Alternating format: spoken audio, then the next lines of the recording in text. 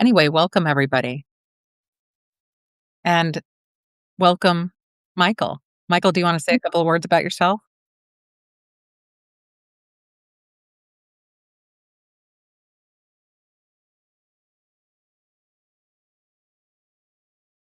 I do too. I learn from you all the t Me too.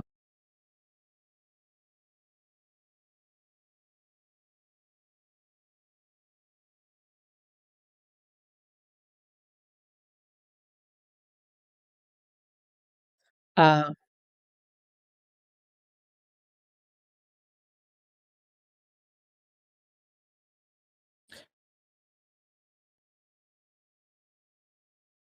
just to bring people up to speed, Michael, um, Michael lost his wife of how many years were you married? 49 years, just recently, so he's experiencing grief right now. Um, but also, it's just important to know that he lost his wife. He's gonna be talking about loneliness from the perspective of also his experience with it and how he's been feeling with it lately. So, um, I just wanted to let others know about Harriet, lovely Harriet. She was really lovely.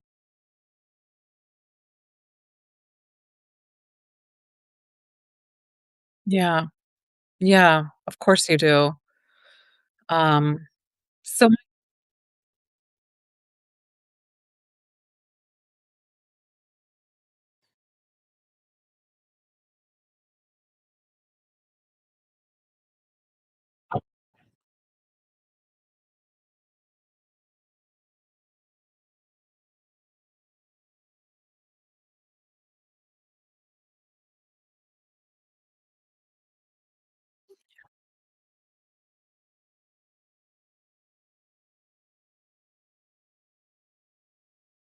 why do you think it is? Why didn't we ever have conversations about widowhood? Why did that never come up?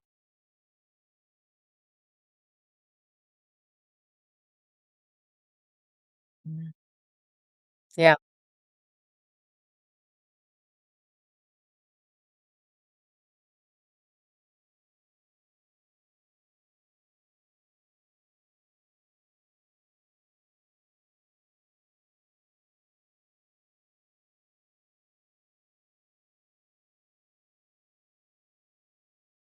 yeah,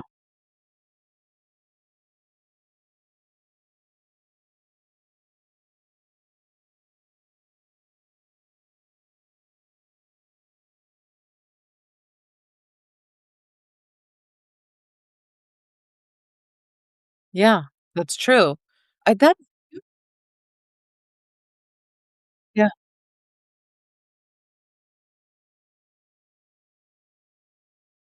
right,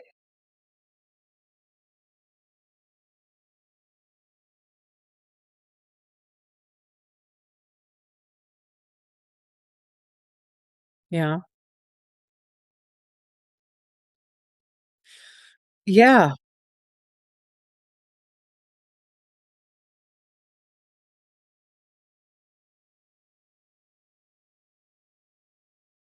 Wow.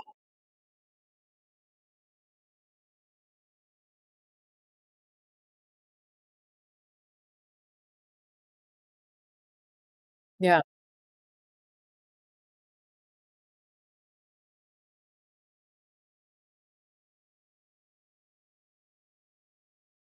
yeah. In your opinion, do you think that widowhood equals loneliness? That you are I know that, absolutely a person would be more prone to loneliness if they're, a widow or widower, but what's your take on that?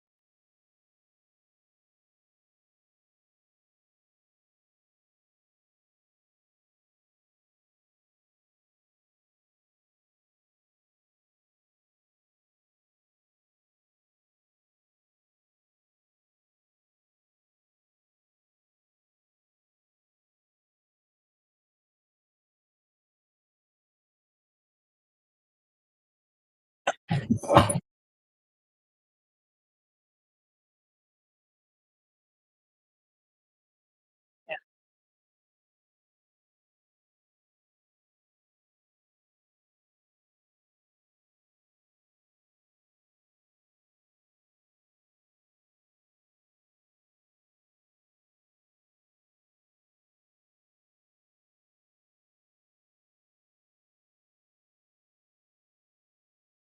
Right.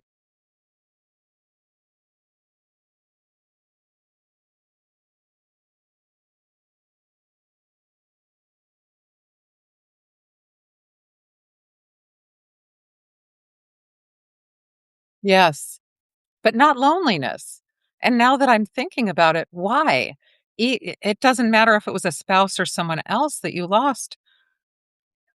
Yes.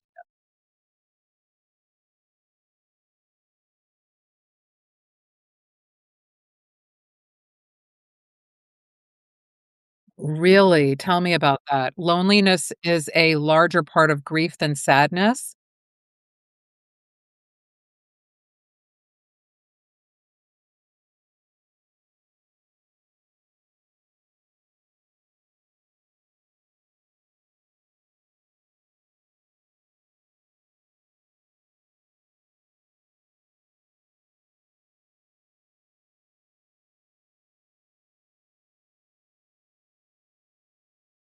Right.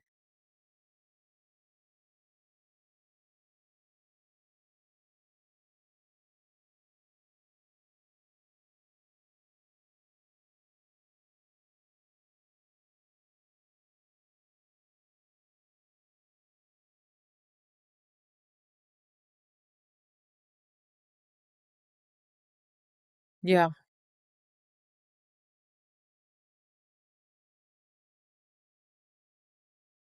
yeah.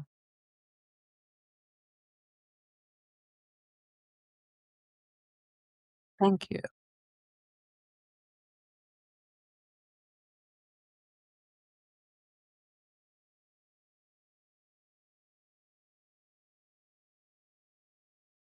Yes.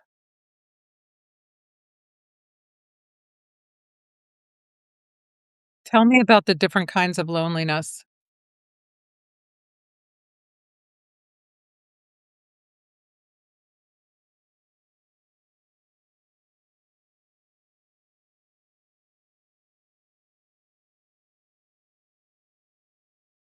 Right,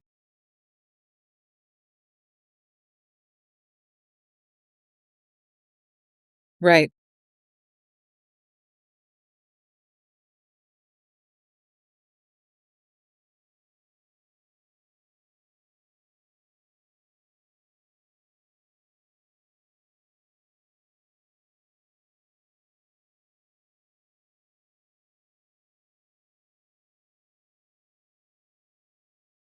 Oh, yeah. Yeah. Is that because there's a sadness attached to that that would go with grief, and so those are intermingled together? Um, if you're talking about loneliness as I'm not around people, that's very different than loneliness that's associated with depression or sadness. Um,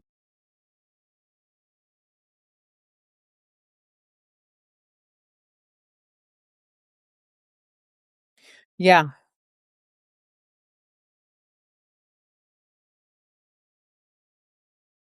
right,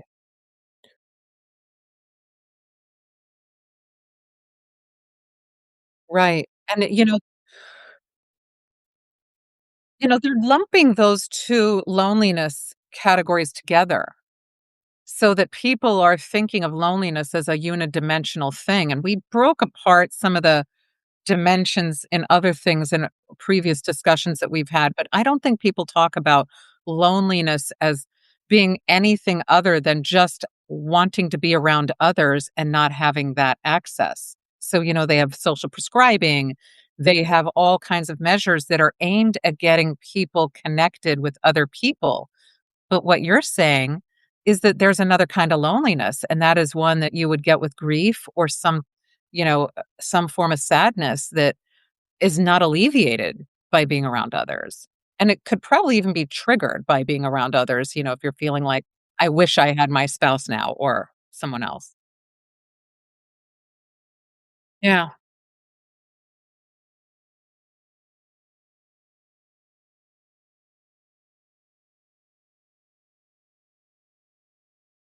yeah.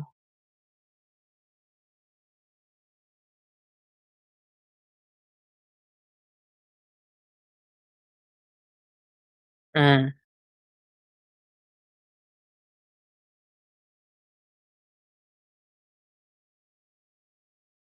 Yeah, of course.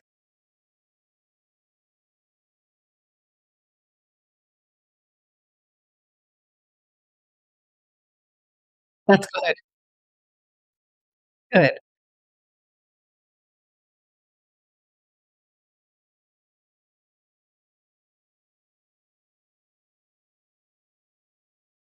Yeah.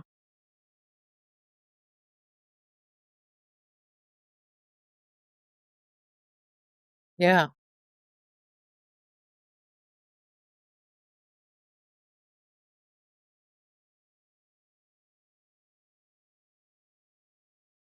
Yeah. Of course.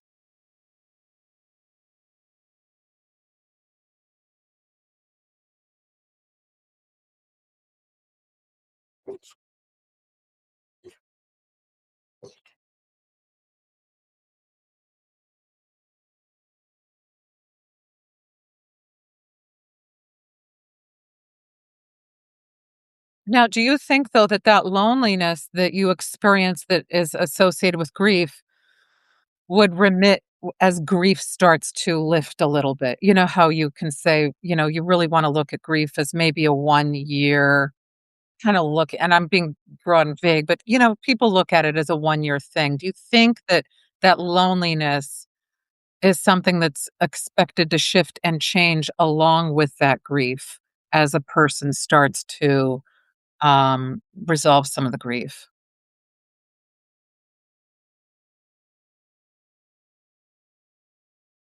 Right.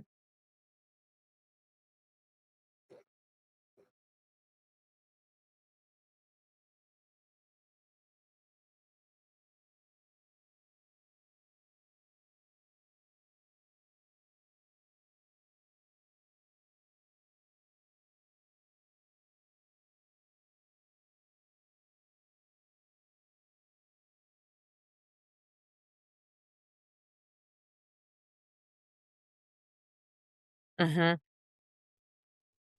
And are all of those feelings associated? Are all of those feelings like loneliness that is it everlasting? Are all of those symptoms of grief things that are everlasting and persistent? Is that what you're saying? That that does not remit? Mhm.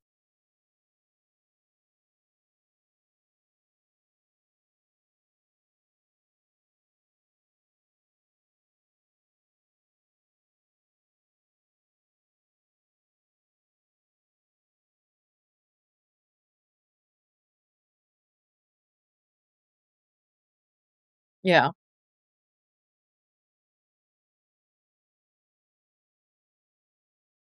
What would be, there are clear targeted ways at looking at loneliness and how you can be helpful with a person who's lonely because they're not around others, and how you can work towards getting people connected. What about this kind of loneliness? What do you think would be helpful?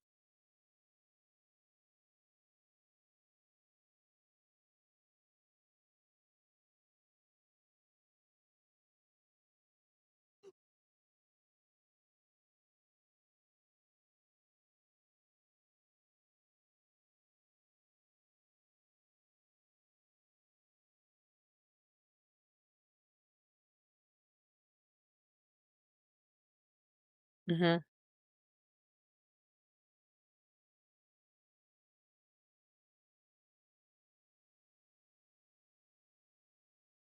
Mhm.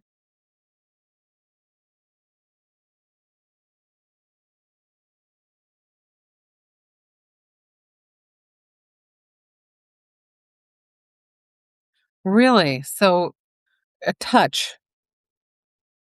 Mm,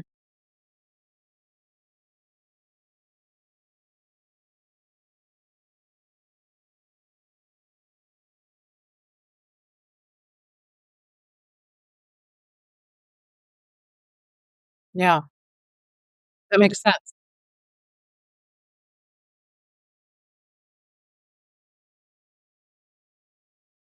Yeah,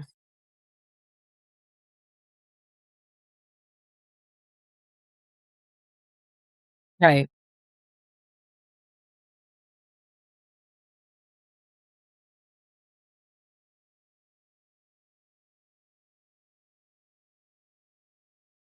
Yeah.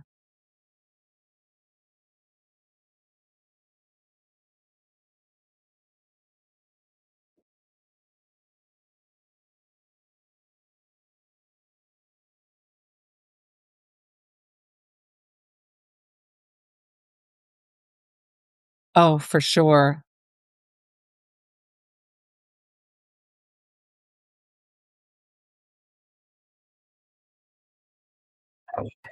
Y Yeah, and I agree with you. Yeah.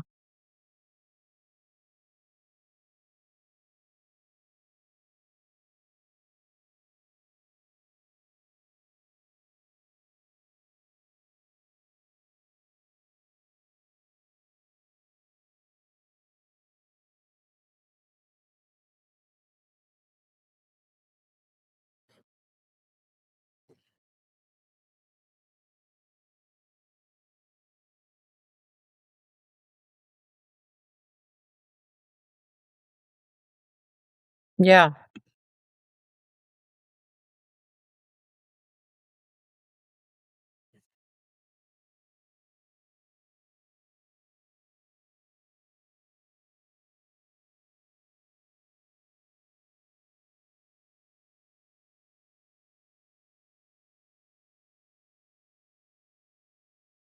Mhm.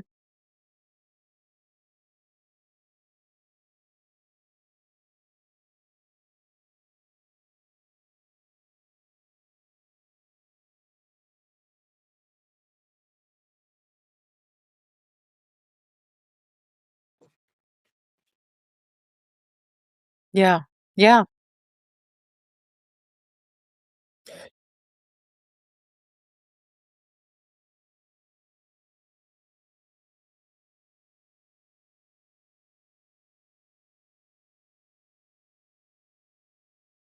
So the same things that you're saying it's the same things that you would prescribe then that would be for someone who's lonely because they're not connected with others. So the same. Mhm. What where do you think because, where do you think that is there more that's needed for somebody who's experiencing loneliness through grief, or is it different?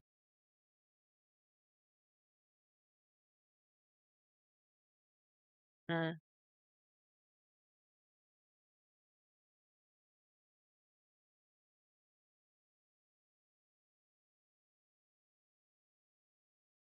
okay.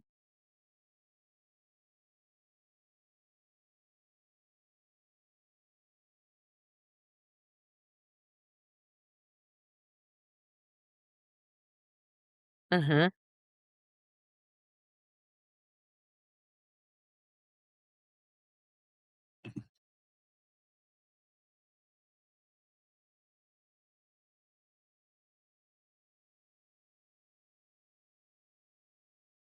Mhm.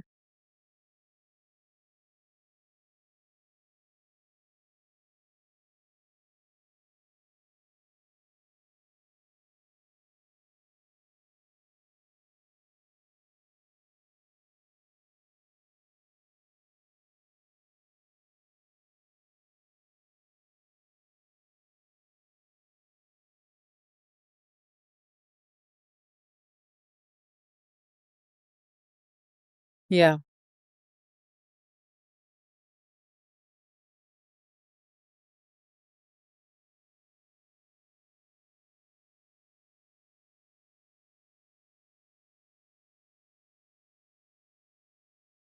Mhm.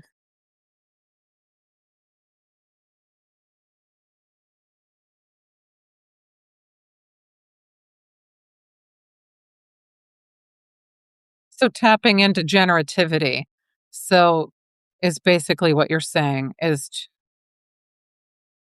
so for those who don't know what generativity is, it's an emotional developmental life stage, which makes sense because you were saying in grief, you need more of an emotional connection. And in an emotional connection, when we're talking about generativity, it is you are essentially generating something from yourself and putting it out into the world. That can be mentoring, volunteering, philanthropy. It's taking a part of you and making sure that that gets out into the world with someone else or in some other capacity, as in volunteering or philanthropy. So it makes sense to me that that would differ in terms of grief versus loneliness that is from not being connected with others because you've just experienced a loss. You now would want to say, "Hey, I am still connected here. I have connections. Does my life matter? Do I have meaning?" Which, as you have pointed out in the past, meaning and purpose are different. But the meaning part of it, from what you're saying, would be that you need to sort of go within and say, "Hey, where's the meaning here?" And then generate and connect with others in that meaningful emotional way. Am I summing that up right?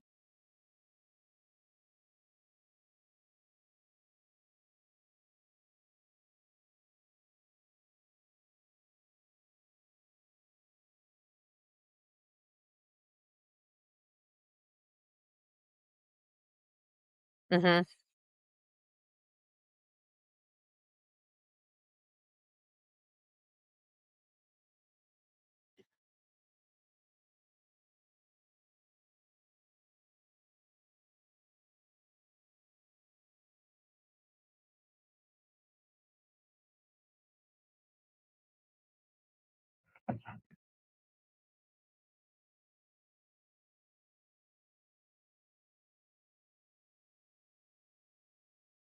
Yeah.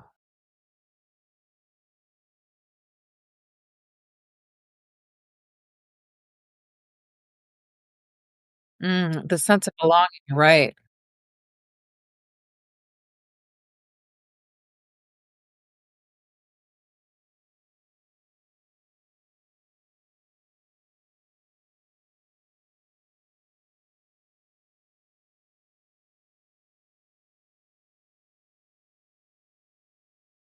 That makes sense, and that is part of loneliness. When you're lonely, you don't feel like you belong either, but that's not talked about either. I think I think that people feel like if you address an issue with loneliness by getting people connected, for people who feel like they're not connected, the belongingness will happen, but it's a little deeper with grief because you belong to someone that you lost in a way. There was that sense of belonging that you even had with that individual, whether they were a spouse or someone else who was significant to you. So that's a big,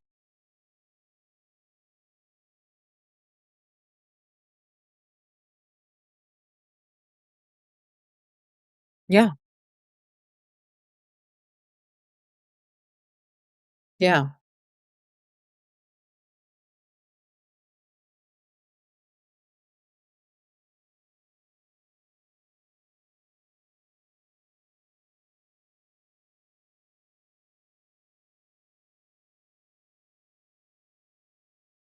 Mhm.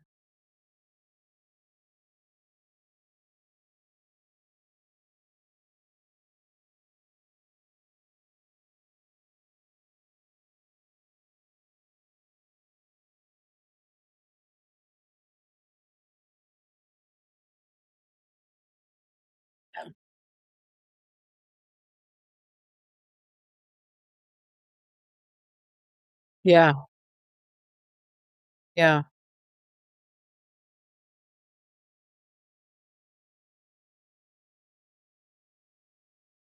Yeah, that was Vivek Murthy who said that, and he had a book about it as well.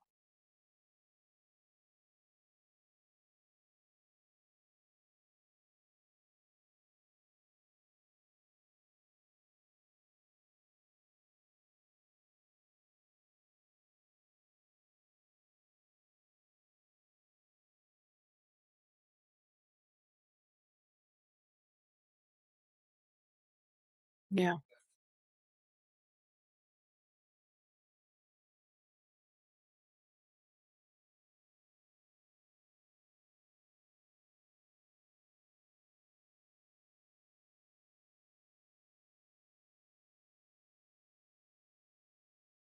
Right.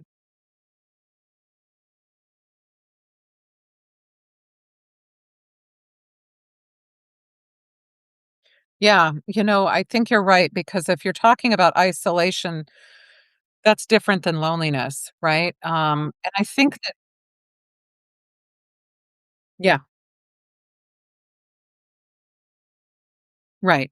Well, loneliness, you can be a still feel alone. Yeah. Ye yeah,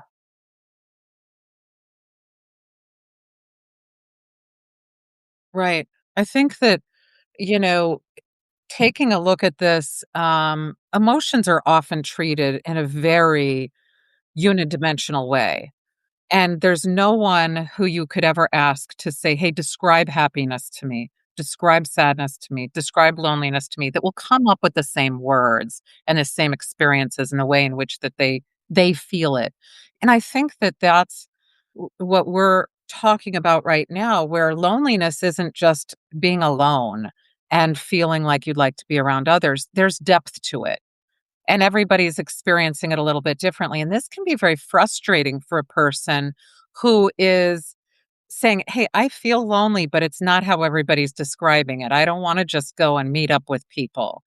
Or I don't feel the way that they're describing it in this very sort of unidimensional way. And that can be troublesome for people if you feel like, What's wrong with me then? Or why am I not experiencing that way? Or if I meet up with people, why am I not feeling better? And I should be because all I need to be is connected with somebody. And I think that uncovering some of this is very important. There should be something really worked on about this because I think that, social prescribing is a great idea. I'm all for it. But it needs to be that we're looking at getting people connected in the ways that are needed. Some are gonna need a real emotional connection, like you said, like you just need a hug, way more than you did before, and others are gonna need to go play pickleball, like, there's a big difference there.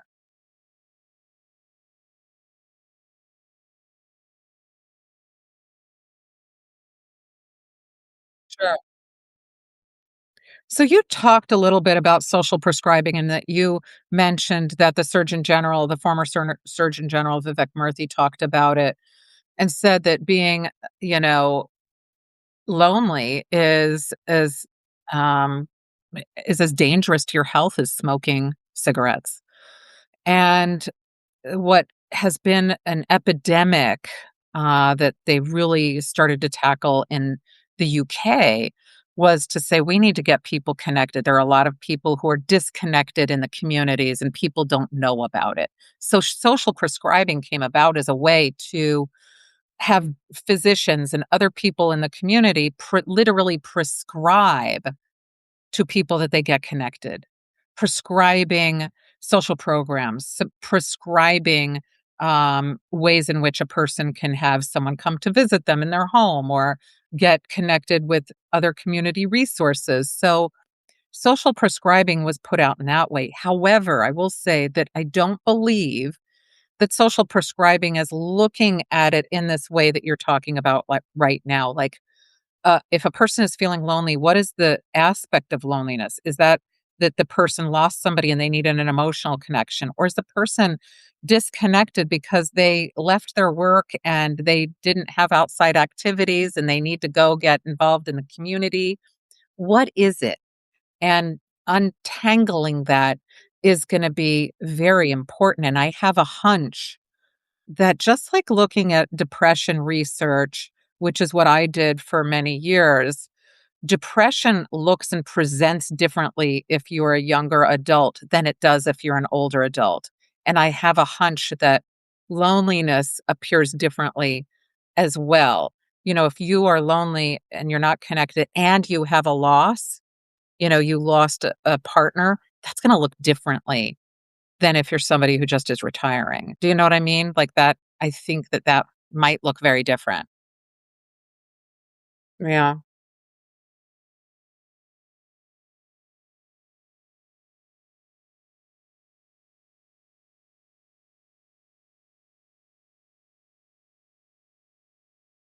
Yes, that there should be I've heard that there should be a screening for loneliness, and thank you for that comment, Will the Thrill. Tell me what you mean by happy. And hello, Michelle, Michelle. How do you screen for loneliness? Can you describe that?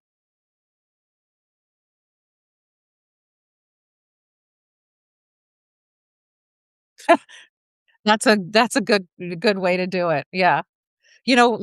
Loneliness is part of.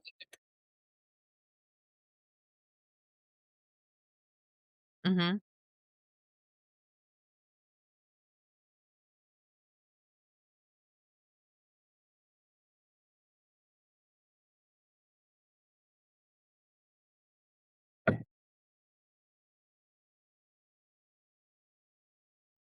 So somebody is relating to you, saying they're always lonely even when they have people around them.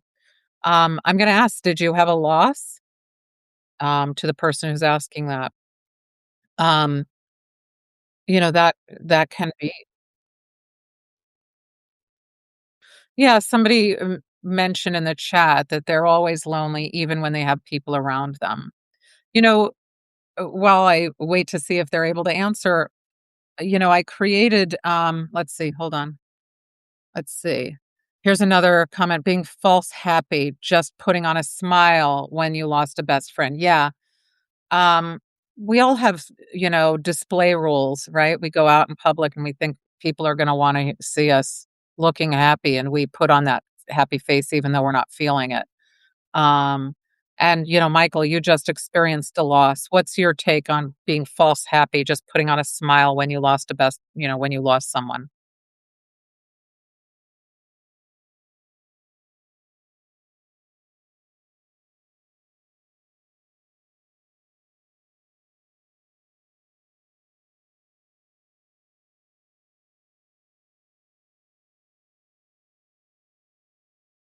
Yeah.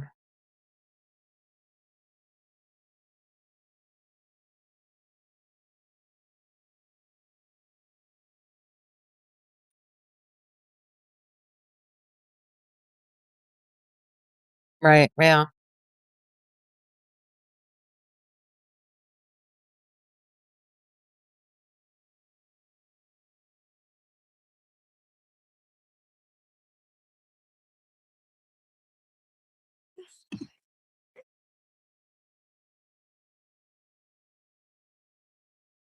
Mhm.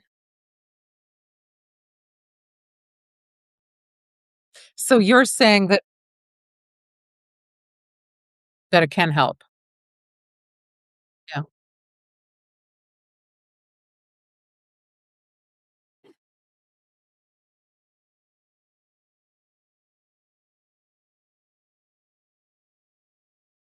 Yeah.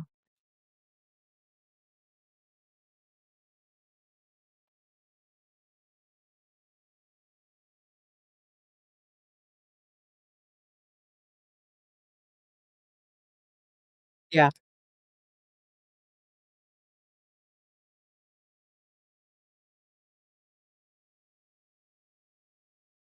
Yeah.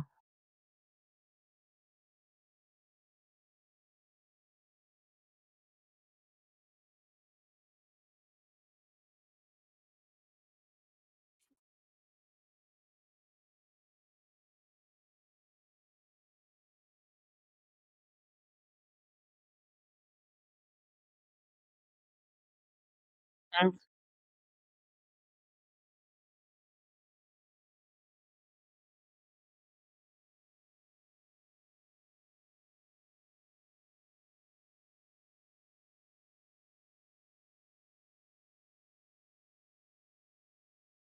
Yeah.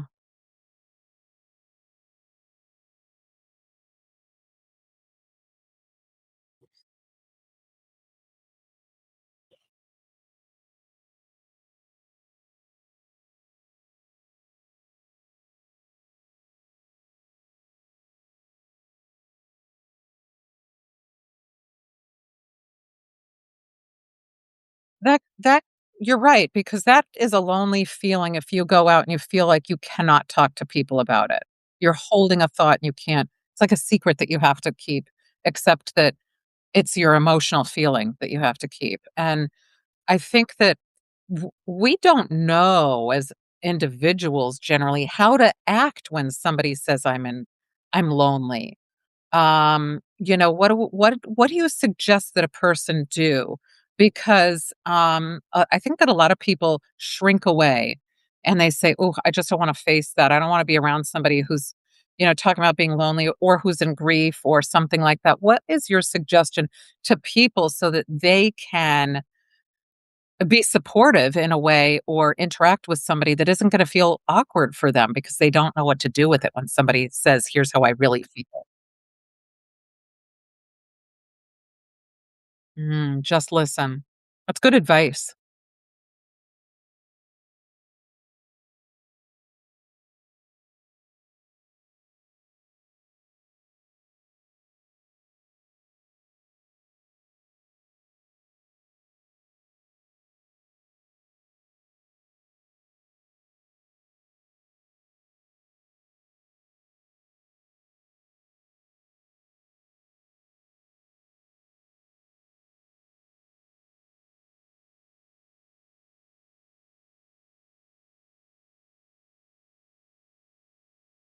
Yes.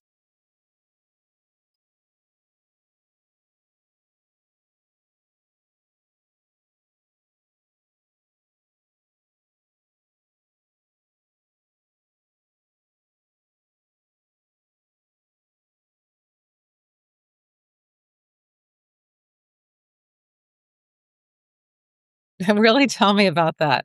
Is it your Amazon Alexa? I don't.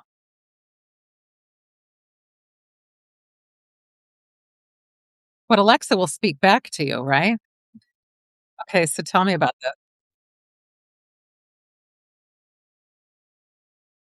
Oh, I didn't know that.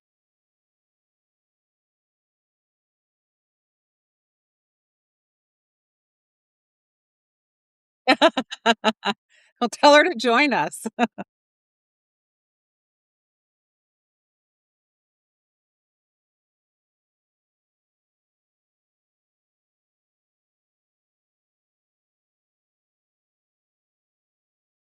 Oh my gosh. That's hilarious that your Alexa just talked to you like that. What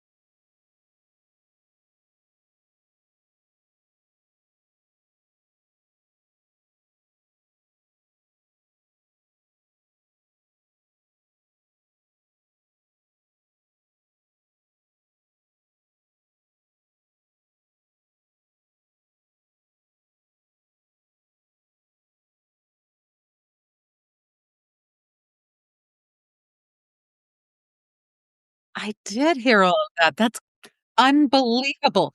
I wonder if anybody who's on here has ever used Alexa or another device to actually have a conversation because, wow, that's pretty remarkable. I did not know that it had that power.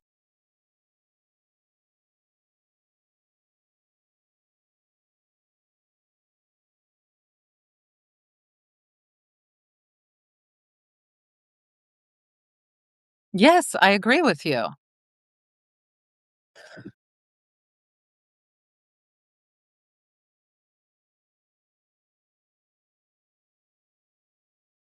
All right, that might not be so helpful. Yeah.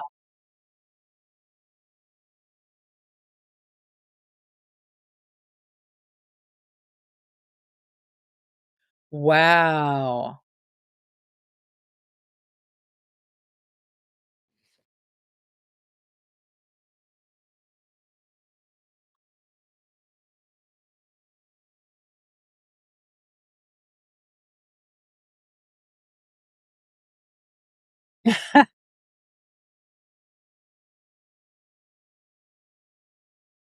Yeah. You know, one of the things that I have always had to work on is that I wanna rush in and solve people's problems, right? And most people don't want that when they are grieving, when they're feeling lonely, when they don't want their problem solved. They want somebody to just listen to them. And when a person presents and says, "Hey, I lost somebody," or "I'm lonely," they're generally not looking for you to solve their problems. They're looking for you to listen to them and to have an emotional connection with them. It isn't a job that they're asking for that, "Hey, I just had this problem you need to solve for me." Um, would you agree with that, Michael?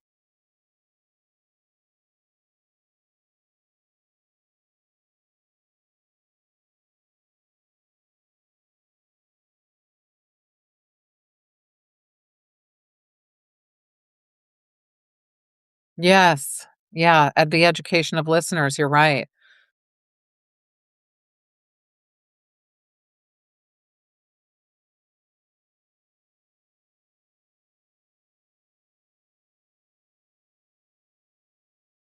It's hard when you are presented with, "Hey, Soleil Lens, good to see you here." When you're presented with someone who's, giving you, they're essentially telling you an emotion that they're feeling, "I'm lonely," or "I just lost someone," and you're saying to yourself, "Oh my gosh, I don't know what to do with this. This feels awkward with me to me." The first thing you can do is say, "Oh my gosh, can you tell me something about that person? Tell me one thing that I should know about that person." You can start a conversation so that that person can talk and you can then be primed to listen. And we're all primed to want to be active in conversations, to solve problems, to make things better for people. But making things better emotionally for people is holding space for them to be able to vent, to express something, to talk, to process, and our job then is just simply to listen. So, I would say that if you find out that somebody lost somebody, ask them, "Tell me something about them that I should know. What would you want me to know about that person?" Or tell me one thing that is a really important memory that you have. Something that'll get them to talk so they can feel like it's a safe space to speak.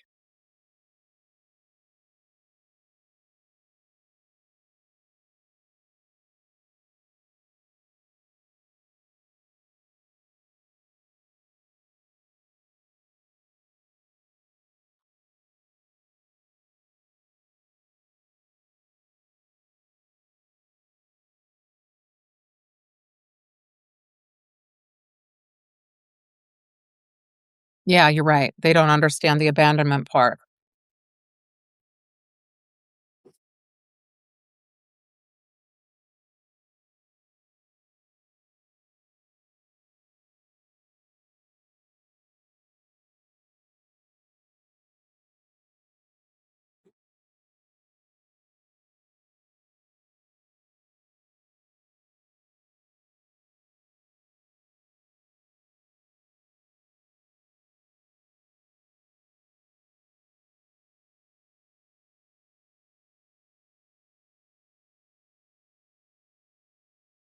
Yeah.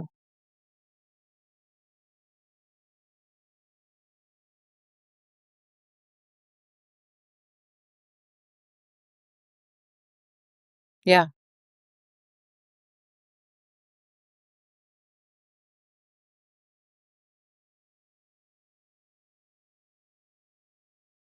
Yeah.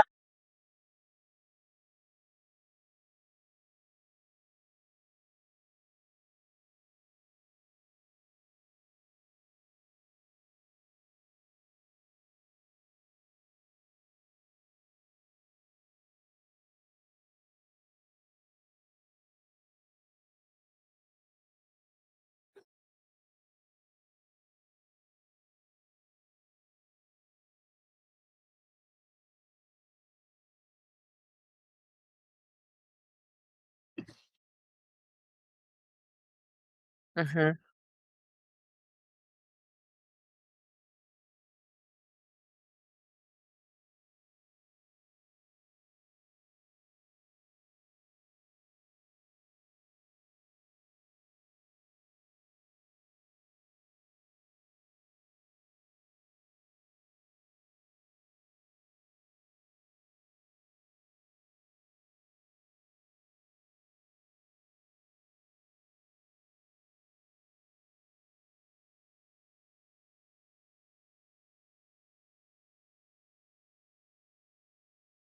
Mhm.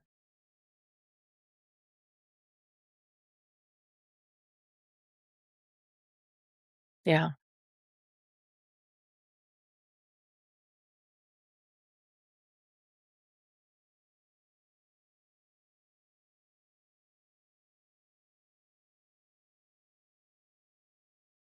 Yes.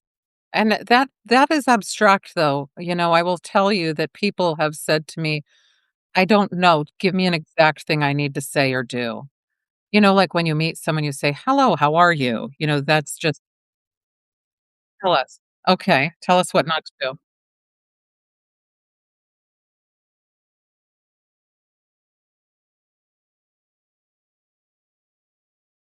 Mm, yeah.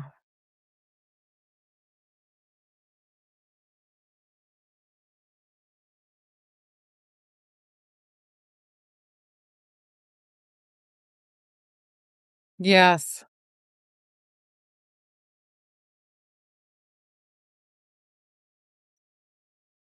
Yes. You want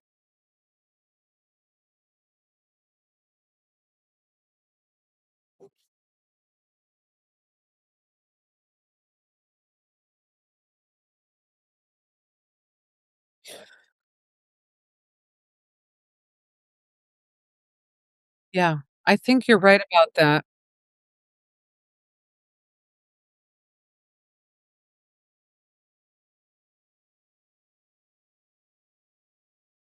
Great to see you too.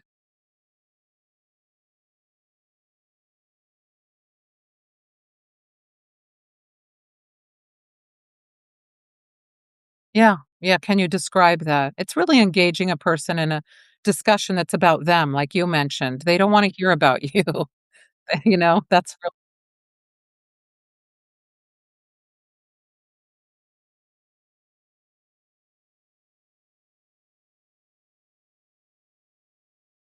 Yeah, and you know what? We shouldn't say it's a narcissistic thing. When a person is in need, they need something. It's about them. We shouldn't be thinking that they need to know more about us. We're there for them in that way. That's not narcissism, that is need, So, I think that it's so important for us to be able to know that if a person is saying, "Hey, I'm feeling a little lonely or I'm experiencing grief," that we can say something to them that allows that conversation to be about them. And some easy ones are, "Tell me about that. What do you mean? Can you tell me what you're experiencing?" And then you don't have to solve their problem for them. You don't have to say, "Hey, let me fix that for you." You say, "Tell me more." You let them have a dialogue process it, something like that. That's being a good friend.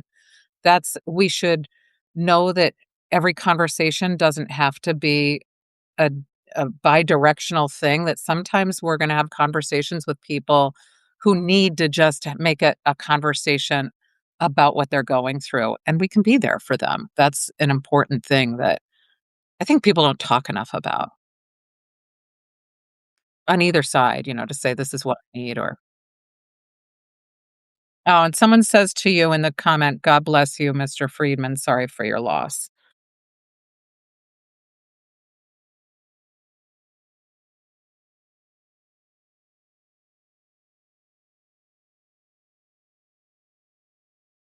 Well, I'm here to, read them for you. There's had been someone who's been really who's also gone through a loss, and she was really resonating with what you're talking about. So, and giving good advice, saying it's also important to stay busy, things like that. And it's, uh, stay busy. So, um, it's really, what we're talking about today is, when people think of loneliness, they think of it being something very simple, a solvable problem. Let me just put that person in front of other people, get them connected with something, and they're good to go. And what we're talking about today is that loneliness is more complex than that. Loneliness is often tied to grief. It is tied to a loss in some way. And that needs an emotional connection and it needs a little space and it needs, like Michael is saying, a lot more, he said, "Hey, this is a time for hugs. This is a time for where you actually need to feel an emotional connection with someone." So we need to think of loneliness as more in depth than just something that we can put a program in front of somebody and say, "Hey, go play pickleball. You'll be good." We need to think about it in terms of the complexities of each person, and we can learn about that by talking to people and asking them how they're feeling and just listening, and then we can learn about what it is that they really need.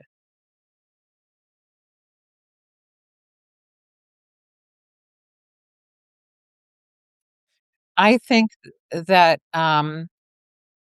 we're gonna see more people in older adult years who are experiencing the loneliness that you're talking about. Grief-related loneliness, loss-related loneliness that comes about from, um becoming a widow or a widower, and you said that that's more than 5 million individuals who experience that, and that it's yeah, right, and it's only growing, and that's something that we need to really think about. That's a crisis that needs to be addressed, and that isn't just giving people programming. That's something that we need to say, "Hey, we have to think a little bit more deeply about this."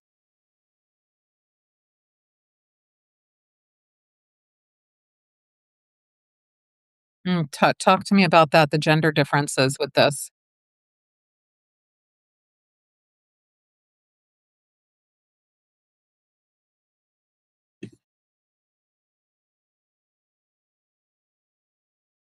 Yeah,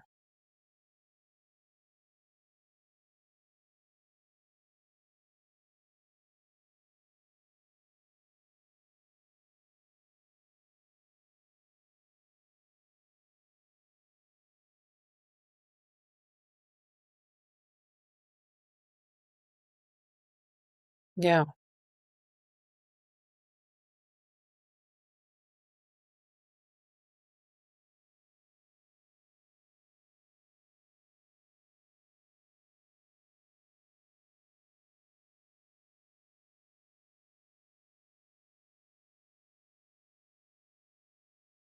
Do you really think that's the case? That women deal with grieving and loneliness better than men?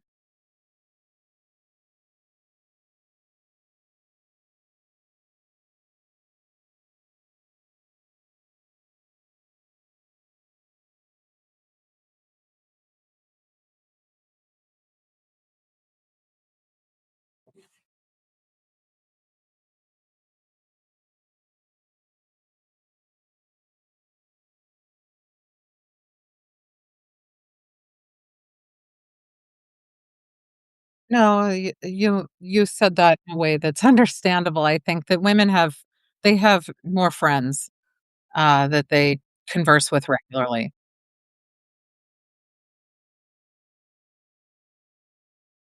Right. Mhm.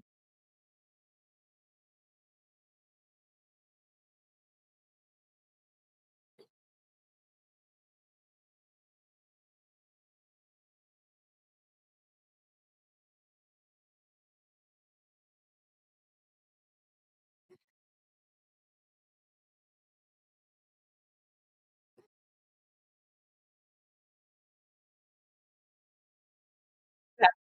Yeah,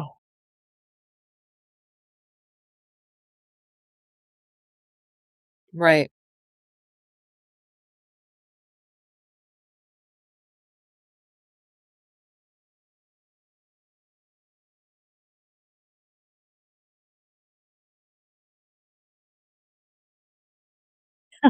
This is supported by you.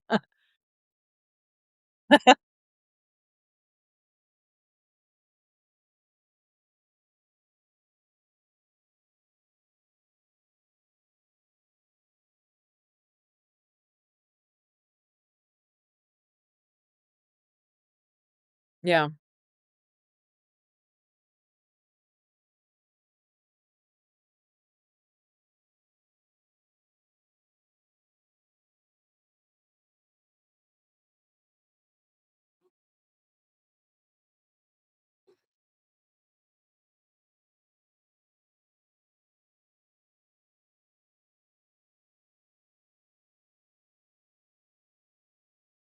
I agree with you with that. I do also think that that is gonna be changing because men are becoming more conversant and having more meaningful conversations with their the younger men, meaning, younger generations are starting to have more of those conversations in a different way.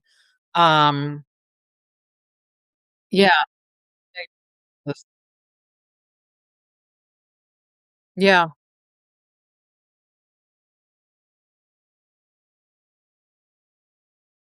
maybe. Um, but I But it's interesting to, bring up the gender difference as well. I think that when we lump something together as here's loneliness, here's what it looks like, and it's this very neat package, we really have to open it up and say, this is not such a neat package. There's a lot here. The experiences that people are talking about, they may feel reluctant to talk about them because they don't match what people are saying this is what loneliness is, and that can, feel bad for people, but loneliness is complex. It, can look different depending on why you're feeling lonely, and, the way in which we as friends and family and supporters can be useful is to let people talk and to reach out to people so that if you haven't heard from somebody in a little while, reach out to them and ask them how they're doing and listen rather than try to solve the problem right away. Um, Michael, we're coming up to the top of the hour, and every week when we get on, I really learn a lot from you, and you made me think about loneliness in a whole new way today.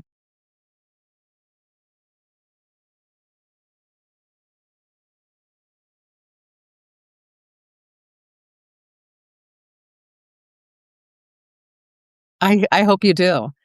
So the way that you can read about what both Michael and I write about, um, we have different columns that we write for Substack. Is if you go to Michael's, it's one very old man is his Substack, and mine is The Right Side of 40. So you can read about midlife, which is what I write about, or you can read about old age, which is what Michael writes about.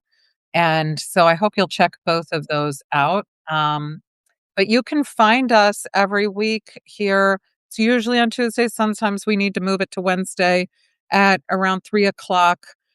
We go live and we talk about a topic that we both um, decide we wanna talk about. What's our topic for next week again?